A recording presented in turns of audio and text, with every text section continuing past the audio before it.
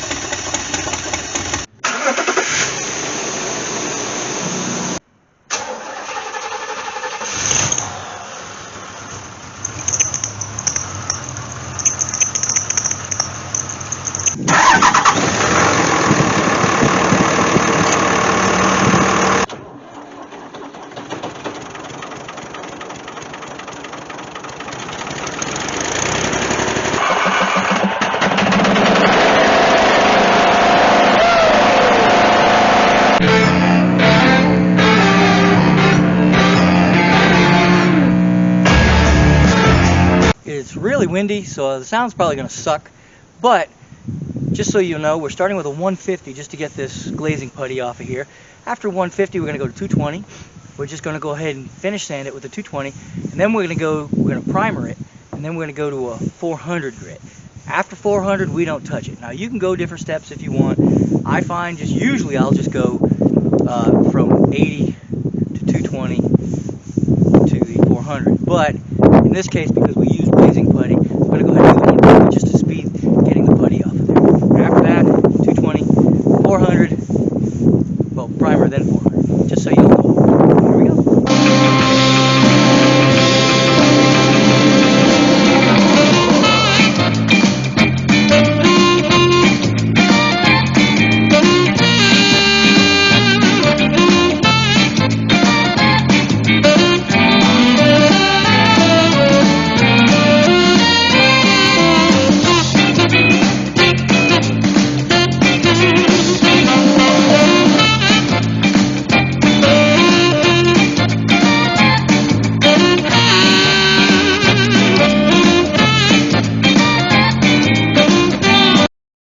Okay, we just finished sanding the car with the 150 grit, and you can see, if you look here, you'll see all these little spots. Those are the filler filled all that in. This is just glazing putty. It's very, very thin, but you can tell right here. This is the best way to tell.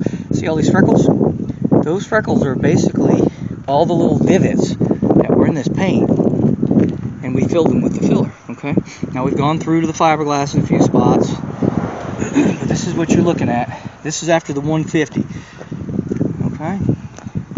150 was just to get the glazing putty off on a rather expeditious, big words, expeditious way. Now this side, not that many freckles, but a bunch of high and low spots. So we did block sand it, and we got there a few little freckles. You can see the freckles in here. Yeah, maybe not, but you can see these little freckles in here. There you go. And then a few little chips. Now I think, nope, it looks like a chip, but if you can't feel it, there we go. You can see all the little flaws that were in this that while we were block sanding, we fixed them all. Okay. There's more, yeah, that we fixed. I know, really, you're all thinking, gee, you should have probably painted this whole car, and you're right, I should have. But here you go, here's the hood. Everything's nice and smooth, you can't feel a thing. And there's this one. This is where the stripes are going to be, so we wanted to make sure this was ready, because at the least, if I can put anything on it, I'm going to do that at least the color for the stripes right now, or today if I can get to it. Now over here we had, in the paint that's still decent, we did have a couple of spots, and you'll see that they're red. And actually I'm going to have to hit them again because I can still feel them. But what I did is I filled them with spot putty, which is just like a little red putty, and I'm going to have to do them again because I can still feel them. Okay, so I'm going to hit them one more time, but you can see the little spots. So I just went around the car and hitting those little spots. This area, after sanding it, was fine, so we didn't have to do any more sanding on that. That's pretty much it. And I'll show you a thing not to do. is over here. My daughter's running away from the camera. Is right here. What I did here, and you can do this, and we'll probably get away with it, but just for the sake of doing it, this was a big chip, okay? And so what I did is I took the chip out, sprayed some clear, or just spray can clear, and I put it back in. And it's stuck in there pretty good now. Oh, I sanded underneath it to make it so it had something to grab onto, you know. Pardon me. So, what I do now, there's a bunch of crap in it right now. But once we're gonna get it, when we get to sanding the 400, I might actually do this with like 1,000 grit because it's already painted. To 1,000 grit, kind of blend that a little bit, and then when I clear the car, I'm gonna go ahead and clear it all, and that should make that disappear. We'll find out. If not, well, you know, then it's a classic idea of what not to do. But I just didn't feel like painting any more of this. I only bought a quart of paint, and I'm gonna be stretching her pretty thin now. So anyway, that's pretty much what we're looking at. Now we're going to throw some primer on it, and then we're going to sand it with 220, try to get it all uniform in color, and then we're going to throw some primer again, 400 grit, and then we're ready to spray. What you're looking at here is what I call a guide coat. You can buy guide coat, stuff called guide coat. It dries really fast. It goes on like real misty. It's excellent stuff for this particular application. In my case, didn't have any, so I just used a different color primer. And what this is going to do is this is going to give me a little visual. So while I'm sanding, I'm going to make all of this brown stuff go away until I get down to the gray primer. And then I'm going to know that I've got it all sanded. And we're starting with 220, and then we're going to go to 400. And I may or may not use a guide coat when we get to the 400. We'll see. You see just how smooth she looks. We'll throw a little gloss on her and see just how smooth she's looking. If I think I need to go with another guide coat with the 400, but I'll be honest with you, 400 grit with a guide trying to get this guide coat off, we'll be doing some sanding for a while. So probably just do the 220 now on this, and then we'll go to then we'll probably just go right to 400. We might throw another coat of primer on there and then do 400. I'll show you some of the pitfalls of bodywork. Here we go. See that? That's what happens when a lens cap falls in front of the camera. Ay, ay,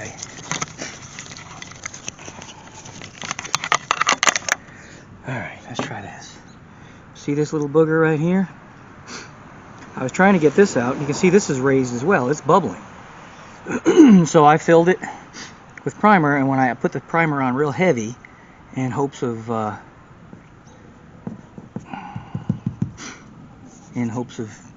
filling that with primer and not having to worry about having to put any more putty in there. But as you can see, it bubbled, and then this bubbled to the point of actually splitting the primer. So you seeing firsthand the crap that can go wrong. It's disappointing. For the sake of learning, see these little red spots? Those are the guide coat. So what that's telling me is that I need to sand some more. Now you'll see, well, you can't really see them, but there's a few that are gray. Now you see the gray ones? That's fine, because that means that those are higher and the red is gone now. But you can actually feel a couple of these. So we're going to keep sanding until those little spots disappear. Well, there we go. Looks like the measles, doesn't it? But that was, but that's okay. Sorry about that. I'm just getting over a cold. But you can't feel them, and the red's all gone. So that means, even though you're seeing different colors, there's no high or low spots because they're all filled with one form of something or another.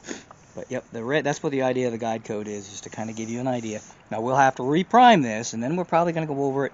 This is all 220, so after this, we're going to go ahead and start on the 400.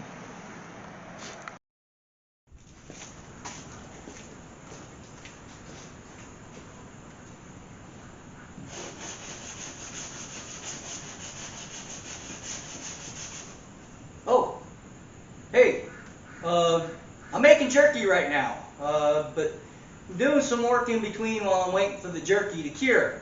So just hang out there because it won't be long. We're going to go ahead and put the jerky in the dehydrator here in a little while. But for now, we're working on the old Corvette, getting her ready for paint. Because the next video, let me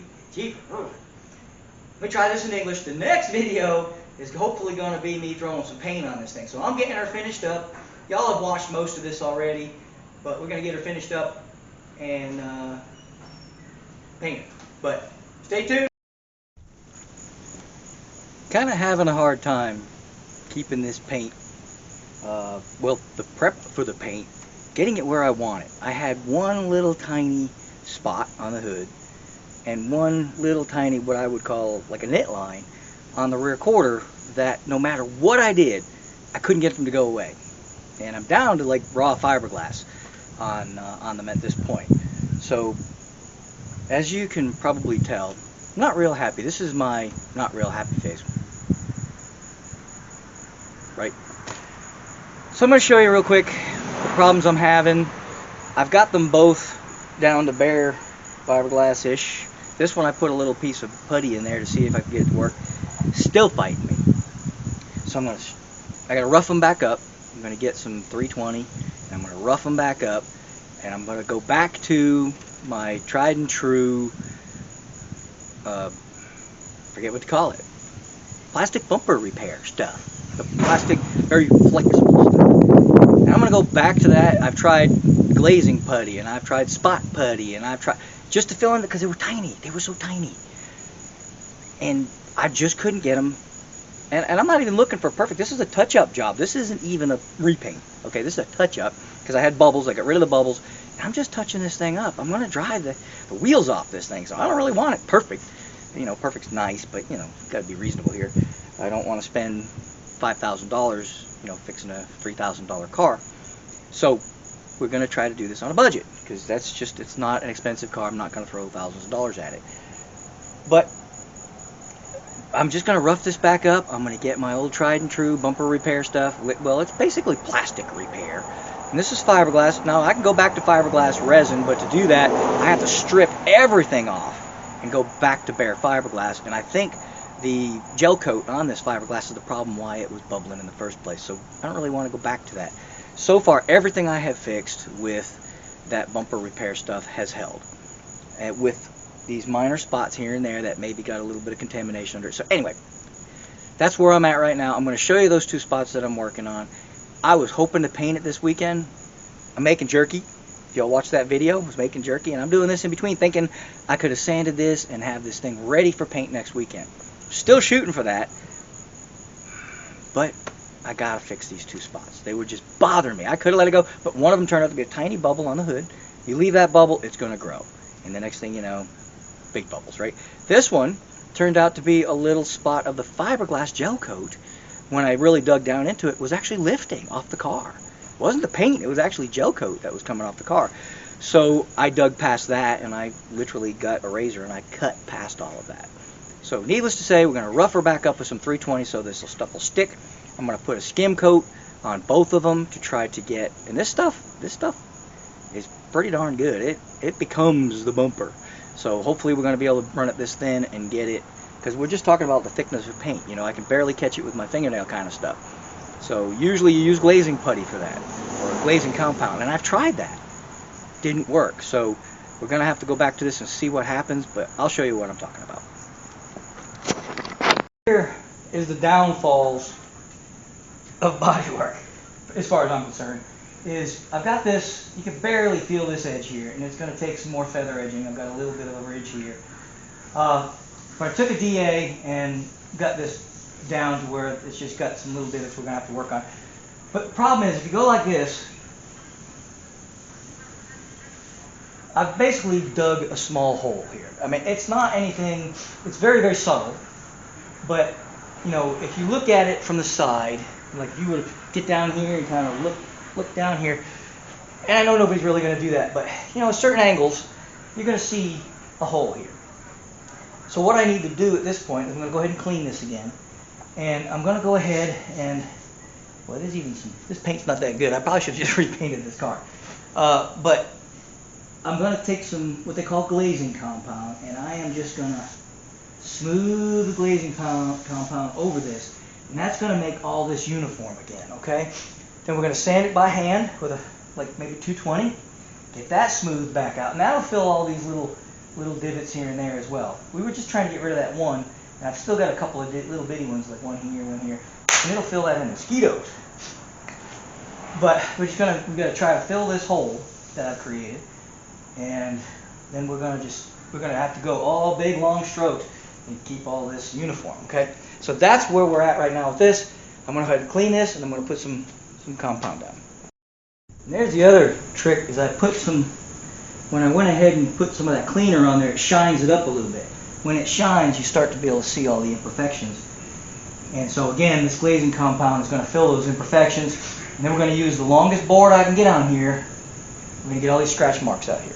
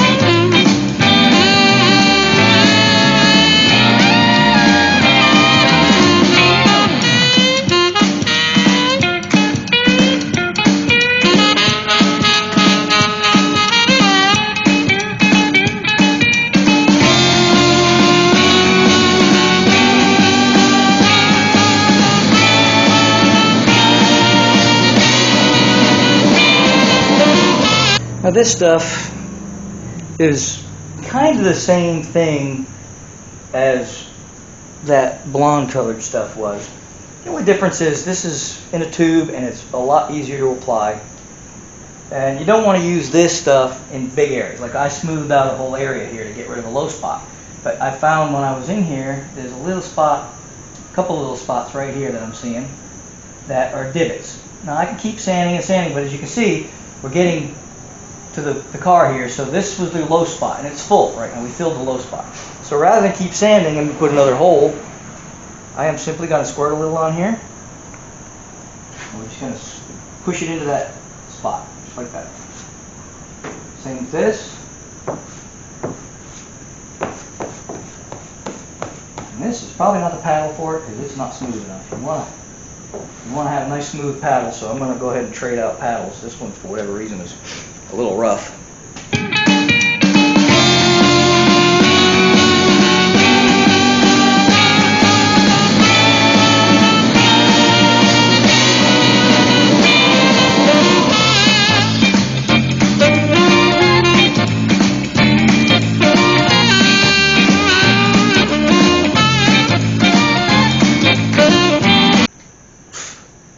Well, I don't know if the resolution on the camera is good enough to see that, but if you'll notice, there's a little spot right there and a little line right there where the spot putty was, and that just filled in that little divot, and when you run your hand over it, you shouldn't feel any imperfections. And so once we put some primer on there, and we'll fine sander with 400, that should be smooth. I mean, like smooth, you know. And that's pretty much it. We got rid of that big, like you don't feel any change in pitch anymore. There's no divot here anymore. That little spot, which you can still see it if you look real close, but it's filled now. But you can see where it was because it's filled with different colors. And you'll see all these different colors in here. And those are just all the imperfections that we filled in. And this is the original colors in here, getting through the paint. So this is ready to primer. And we're going to sand the whole car, well, all the areas I'm going to paint with 400 grit and 500 grit. And then we're going to shoot it. Well, we're going to prime it first, excuse me. We're going to prime it so that it's all uniform colored. Then we're going to shoot it. And so maybe, with a little luck, we'll get it done this weekend. If not, I'll probably release this video at this point, and we'll see, because I still got 2 more days. It's supposed to rain like the dickens, and I got to go pick up some railroad ties tomorrow. Yeehaw! So my back will probably be shot. But anyway, that's where we're at right now.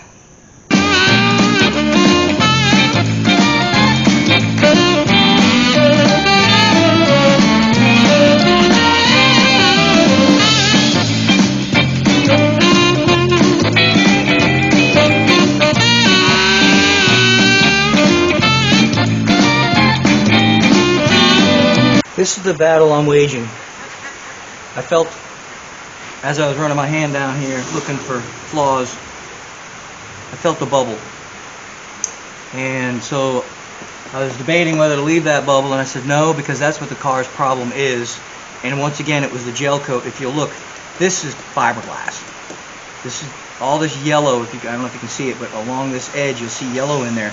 That's the gel coat, the original gel coat for this car. And I had to dig down. What I've got doing now is I've got a razor blade, and I'm just kind of following the parameter with the razor, seeing if I can get it to go underneath now. And if I can, see, I got it went underneath a little bit here. So we're just going to lift that right up, and see, it just keeps growing. And that's basically what I'm up against. So I'm going to make a little pathway, but see, it just keeps lifting, and that's what we're up against. So if I can get this razor up underneath it, I mean, I'm not working at it super hard, but if this razor will go underneath it, see that? And that's got to go. And it kind of sucked, because I was like, yay, I'm going to paint this next week, and nope, well, maybe still, but this is what I'm up against today. I have to get this, and it's just wanting to keep going. See that? That razor's going under there. So we're going to make a little pathway for it.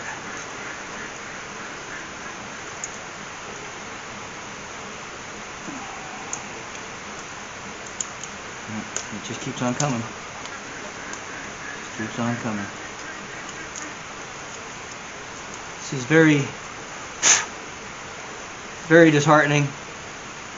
But we're better to get it now than after we lay the top coat, and then this bubble will start to show up. Oh yeah, you can see the razor's just drifting into that paint. See it? And it'll get hard. You'll feel it. The razor won't want to move anymore, so you'll know you're kind of getting past that injured area.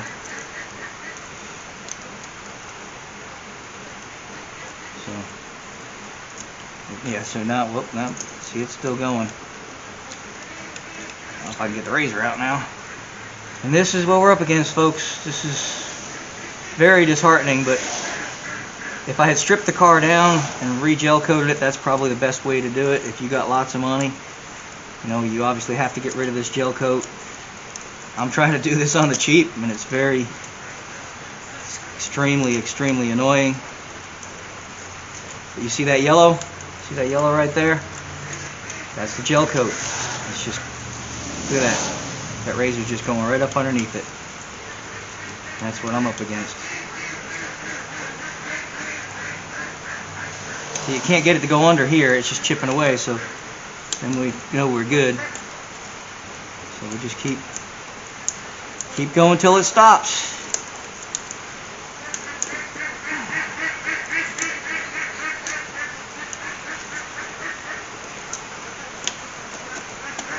And this will be hours of work.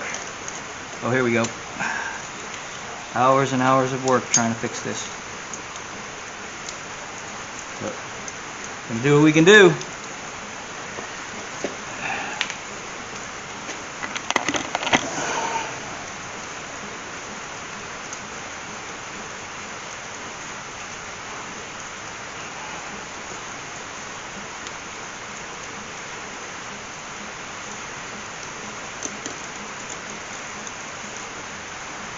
See, it's getting hard right there. It doesn't want to go. So that's good. That means she's stuck there. So that's good. She's adhered right there. There we go.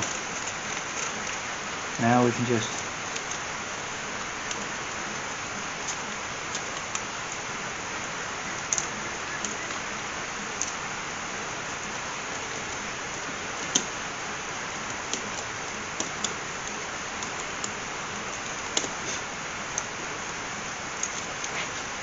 Yep, definitely the gel coat. Here we go. I think we're finally there.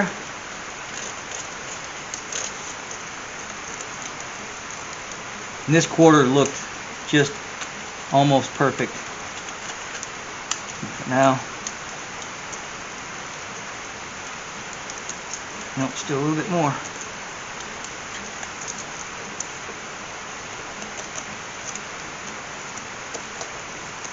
Oh my goodness.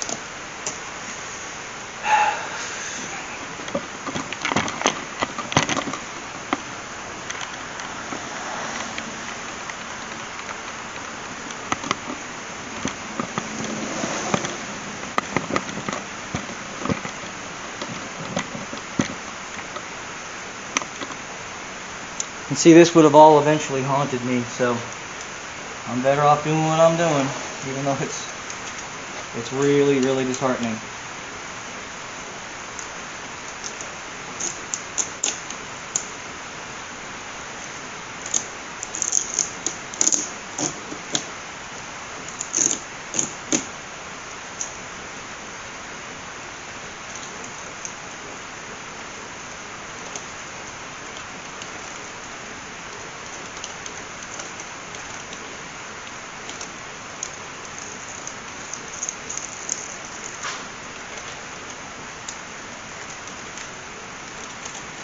Alright.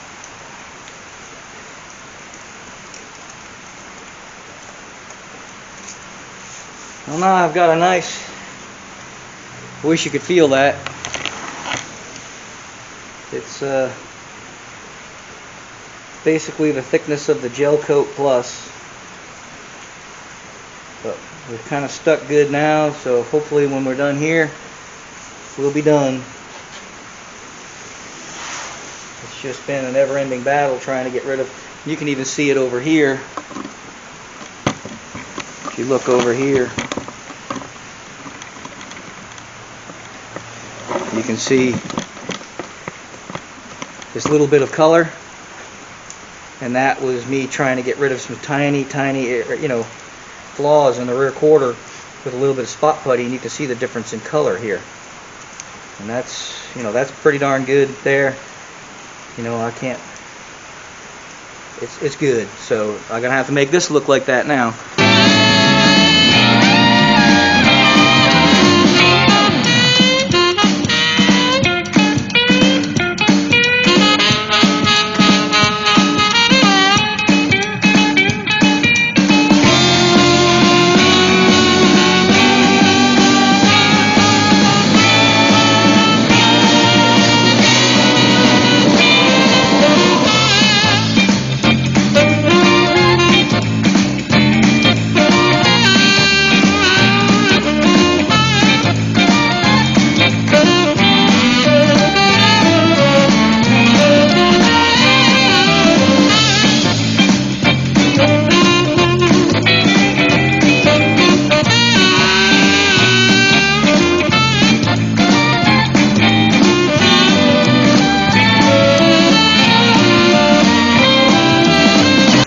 Well, I started to go ahead and video fixing that rear quarter where I just pulled all of the gel coat off of there. But basically this whole project has been kind of along those lines. So rather than repeat the process and bore you guys with a lot more sanding and a lot more filling, the products I use. I use the product plastic repair because it's very flexible. I use that to go over the gel coat and in the crevice, and then I'll go with for smaller pits like that I might actually use plastic body filler. Then I'll go with the glaze. Then once I put the glaze, I go with the spot putty until I've got her perfect. It'd just be more of that. So rather than bore you guys with more of that stuff, I'm going to go ahead and end the video here. I do appreciate y'all watching, and I hope you enjoyed this video. This car has been pretty popular along the way, and you guys that are struggling with the same thing, this paint bubbling, to do it right, you want to strip the gel coat off of this car and redo it, okay? You get right down to the bare fiberglass, strip the whole car, and go from there. If you're in the same boat I am, where you've got a $5,000 car and you don't want to put a $10,000 paint job on it, and you want to go through the aggravation of chasing these bubbles, by all means, go ahead and do what I'm doing. We'll see how it comes out. I am determined to finish today what I have to get done so that I can paint it next weekend. So that is my goal right now, is to get this ready for paint next weekend. So that's why you see me doing the 400 grit on the hood, getting this all prepped. If I get the hood prepped and a piece of it, the rear, I can do what I told y'all about surprise. So if I can get the top of this car done, I can go ahead and lay the surprise and show you what I'm getting ready to do before I go to full top coat. Okay? But anyway, you'll have to stay tuned for that to see what it is, and it will be very soon. I'll let you know what's going on. But I'm going to end it here. Thank you for watching. If you haven't subscribed, why not? You got to subscribe, because otherwise you won't know when I put on the next video. And so hopefully you're enjoying them. Thank you so much for watching. See you next time.